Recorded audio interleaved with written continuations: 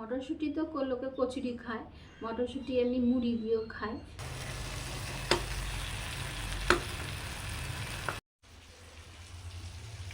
এই যে বাটাটা হয়ে গেছে, এই বাটাটাকে এবার এই তেলের মধ্যে।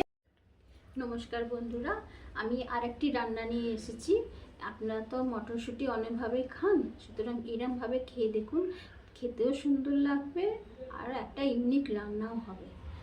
মটরশুঁটি তো লোকে কচুরি খায়, মটরশুঁটি এমনি মুড়ি দিয়েও খায়, তাই এইরকম করে মটরশুঁটি খেয়ে দেখুন। এখন তো শীতকালের বাজার, মটরশুঁটি খুব ভালোই পাওয়া যাচ্ছে। আর এইগুলো করে এরমভাবে খেলে পরে মুখের স্বাদও বদলাবে, আর জিনিসটা একটা ভাত দিয়েও খাওয়া যাবে, রুটি দিয়েও খাওয়া যাবে, লুচি তরকারি সব কিছু দিয়েই খেতে পারবে। একটা ইউনিক রান্না।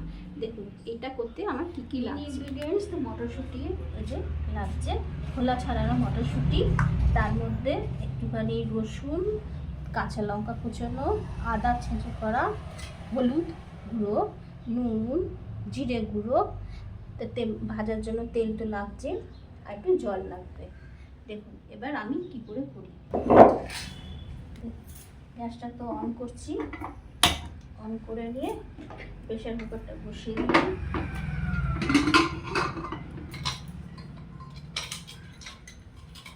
এবার মটরশুঁটিগুলো প্রেসারে দিয়ে দেবো, দিয়ে এবারে এর মধ্যে একটু জল দিয়ে দেবো হালকা সিদ্ধ করার জন্য, দিয়ে একটু নুন দিয়ে দেবো, দিয়ে এবার এটাকে একটু সেদ্ধ হতে দেবো। সেদ্ধ হলে জিনিসটা আমার করতে সুবিধা হবে। এটা সেদ্ধ হোক ততক্ষণ, জাস্ট একটা হুইসেল দিলেই হয়ে যাবে। এবার এই পাশেরটা আমি জ্বালাচ্ছি।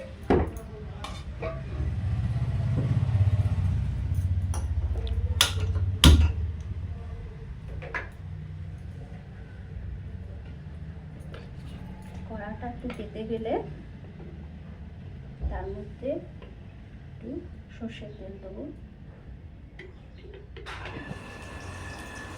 তেলটা জ্বলে গেছে, এবার থেতো করা রসুনটা দিয়ে দিচ্ছি।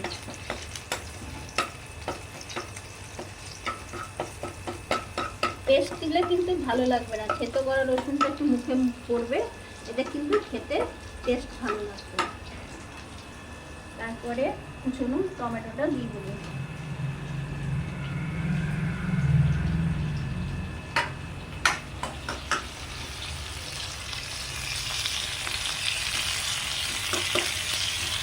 টমেটোটা যাতে না ছিটকোয় তার জন্য একটু নুন দিয়ে দেবো। নুন দিয়ে দিলে টমেটোটা ছিটকোবে কম, তেল ছিটকোবে কম, আর তাড়াতাড়ি টমেটোটা নরমও হয়ে যাবে।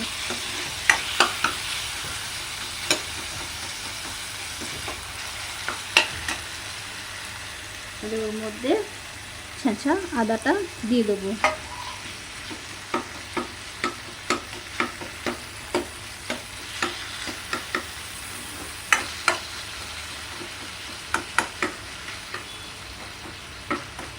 আদাটা একটু ভাজা ভাজা হয়ে গেলে এর মধ্যে আমি হলুদ গুঁড়োটা দিয়ে দেবো।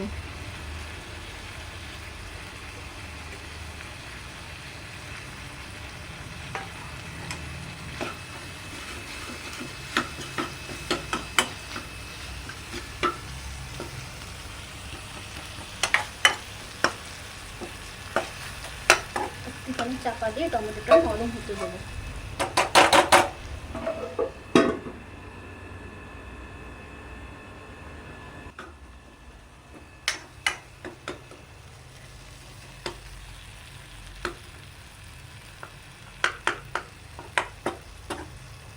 নুন দেওয়াতে খুব তাড়াতাড়ি টমেটোটা নরম হয়ে গেছে।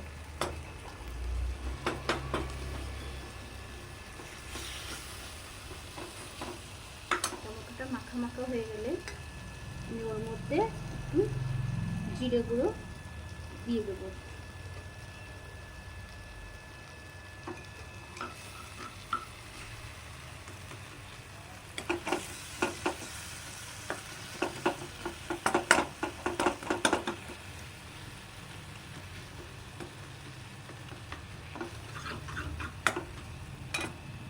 জিরে গুঁড়োটা দিয়ে কাঁচা লঙ্কা কুচিটা দিয়ে দেবো।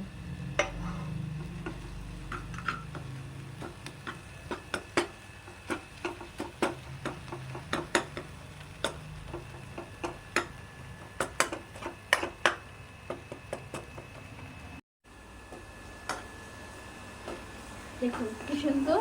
আর একটু তেল দিতে হয়েছে, মশলাটা এটা তেলটা ছেড়ে ছেড়ে এসছে। এবারে গ্যাসটাকে আমি অফ করে দেবো। অফ করে দিয়ে এবার রেখে দিয়ে এদিকে আমার মটরটাও সেদ্ধ হয়ে গেছে।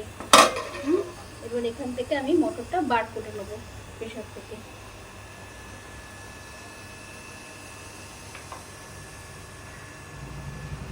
মটরশুঁটিটা এবার সেদ্ধ হয়ে গেছে। হ্যাঁ, মটরশুঁটিগুলোকে আমি এবার বার করে নেবো। বার করে দিয়ে এই নোড়াটা দিয়ে একটুখানি পেস্ট করে নেবো।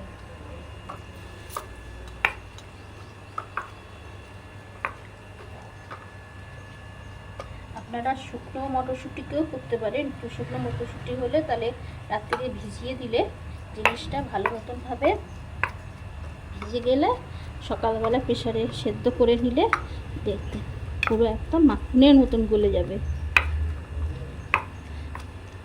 আর দেখুন কি সুন্দর মাখনের মতন গলে গেছে। এবার এটাকে আমি পুরোটা পেস্ট করে তারপর দেখাচ্ছি।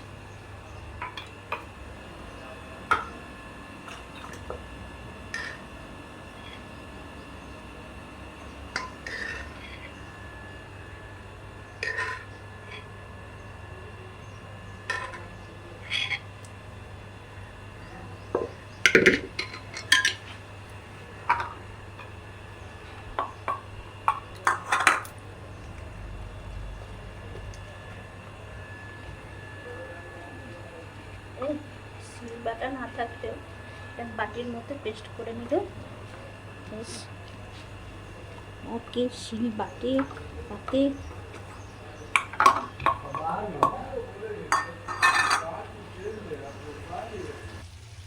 এই যে বাটাটা হয়ে গেছে। এই বাটাটাকে এবার এই তেলের মধ্যে, দেখুন তেল ছেড়ে দিয়েছে, এই মশলার মধ্যে এবার দিয়ে দেবো।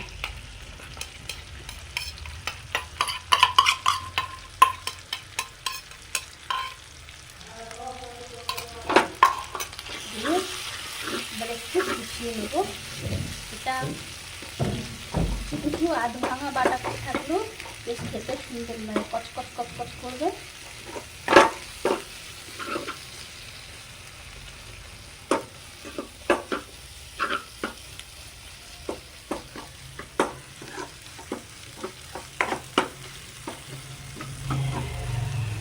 বেশ শুকনো শুকনো হয়ে গেছে। হয়ে গিয়ে এবার এটাকে অল্প জল দিতে হবে, বেশি জল দিলে হবে না। অল্প জল দিয়ে একটুখানি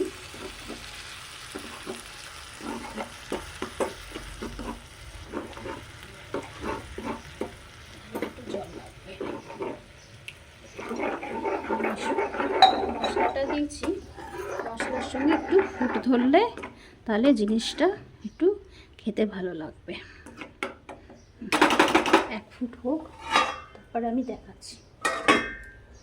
ঘন ঘন হয়েছে। এবার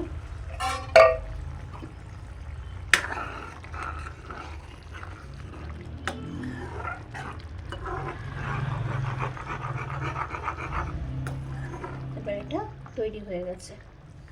এখন অফ করে দিলাম। অফ করে দিয়ে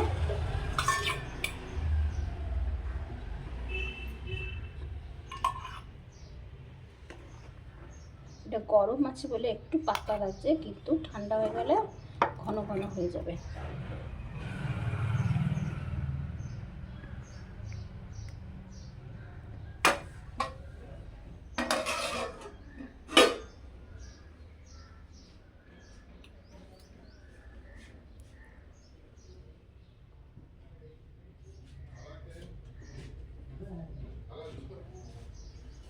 এবার এটা একটু খেয়ে দেখাচ্ছি। শীতকালে গরম গরম জিনিস খেতে মজাটাই আলাদা। প্রচুর গরম।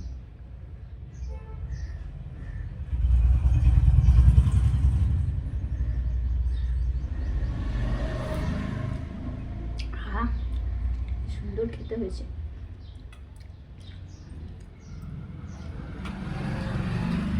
তাহলে এবার রাখছি, নমস্কার। এবার আপনারা এটা বানাবেন, করে দেখবেন, খুব সুন্দর খেতে লাগবে, একটা নতুনত্ব লাগবে, মনেই হবে না যে মটরশুঁটি দিয়ে বানিয়েছি, মনে হবে যে অন্য ডিম ফিম দিয়ে বানিয়েছি, অথচ এটা খুব সামান্য উপকরণ দিয়ে আপনারা বানালে দেখবেন এত সুন্দর খেতে লাগে, এই দিয়ে অনেক খাবার খাওয়া যাবে। আচ্ছা, এবার রাখছি। যদি আপনাদের ভালো লাগে তাহলে দয়া করে চ্যানেলটিকে সাবস্ক্রাইব করবেন, লাইক করবেন এবং শেয়ার করবেন। নমস্কার।